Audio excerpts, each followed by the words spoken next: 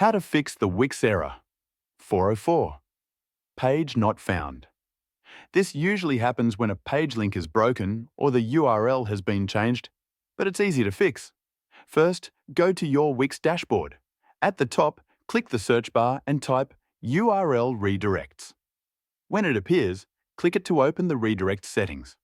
Here, you'll see a list of your existing URL redirects. Check carefully to make sure your URL redirects don't have any issues, like wrong paths or broken links. If something looks incorrect, edit the redirect or delete it. After that, try fixing or updating the URL of the page that's causing the error. Make sure the link matches the correct page name. And that's it. You've successfully fixed the 404 page not found error on Wix.